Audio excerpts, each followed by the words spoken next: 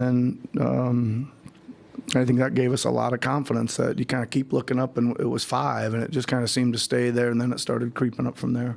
Kelly had 6 assists. I think that's a season high for him. How valuable is it to have a guy who can pressure the rim the way he does? It's good. It's good. You're seeing that grow a little bit with him. I think I keep saying this, like, he gets by his guy, right? And now it's what decisions he's going to make. And I think when you got a big like Zubac down there, Davis, yeah, I mean, you're going to have to not take those guys on. Those guys are big and can block shots, and he makes the right read. We continue to hope he grows that part of his game.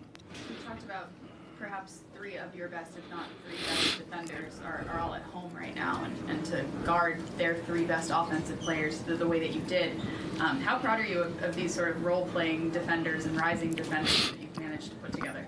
Well, I keep saying this. I think the one thing we are doing is getting better defensively, and these guys are taking the challenge. You could see how hard they were working. I mean, that's where it starts, right? If they're going to get up and put that much effort into it and take the challenge, there was just no fear. They were taking all the bumps and working all the way through it. And listen, those guys they're athletic and they're long, right? So you put those 2 things with some effort, right, and then some team execution on the schemes, you can see some improvement.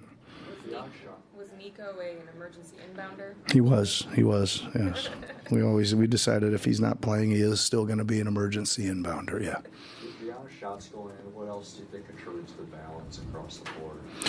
Just ball movement. I think we got off the ball to the open man, right?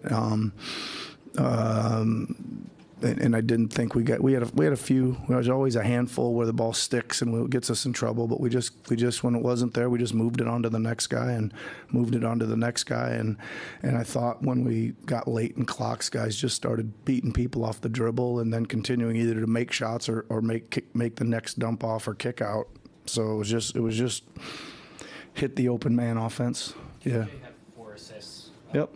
I guess do you feel like he's improved in terms of making reads? It doesn't seem like he was making the right reads. Well, we got into that because when they matched up their center with him, and they were blitzing at the same time, so he was kind of the automatic short roll guy. But then when we saw that, we started kind of setting a few things up for him to be because he made some good plays, and then we kind of continued to go with that. So yeah, that was good because he's was doing it with decisive, right? He was doing it with some speed and some quick decisions, so yeah, it was good. You usually rest Tyrese to start the 4th.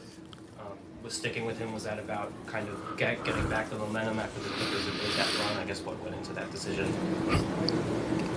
Probably Gina's question before the game about what are the rotations looking like and things. That was one of the things we discussed, is that we may let him run through there a little bit, and then we couldn't take him out. He didn't want to come out. I tried to sub him, and he kept not coming out. So he said he wasn't tired, and that's good. Yeah, as a sort of second half scorer, I'm sure you wanted to be more aggressive in first halves, but during the stretch without Joel, he's proven that he can stay really calm and score down the stretch in high pressure situations. How helpful is that going to be down the stretch? Well, I thought he made a good read of the game. I thought early they were blitzing him, and he was just getting off it early. And then he decided that he would just race around some of those double teams, and he got in there and finished through some physicality. So I thought he made a really good read of the game. What makes Payne just kind of the instant offense scoring punch type of guy? I don't know. It's kind of just some quirky craftiness, right? His little fakes, and he seems to be able to get open one way or another from the perimeter or when he drives. And I just think it's kind of unique that he's got some hesitation. He doesn't go at the same rhythm all the time. I don't know. Yeah, it's interesting, though. This was Tobias's best game probably since you were in Dallas. Did you notice anything different about his process? Or last 2 games he's been outstanding. He's playing all around. He's guarding really good players. He's rebounding the ball. He's been outstanding. He's feeling better. He's feeling a little more healthy and got some bounce.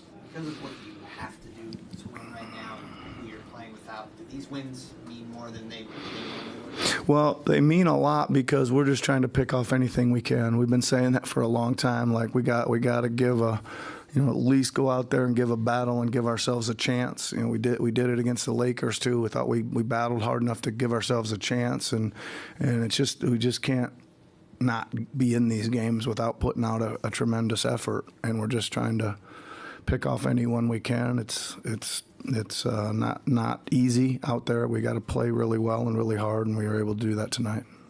Thanks, guys. All right, everybody. Thank you.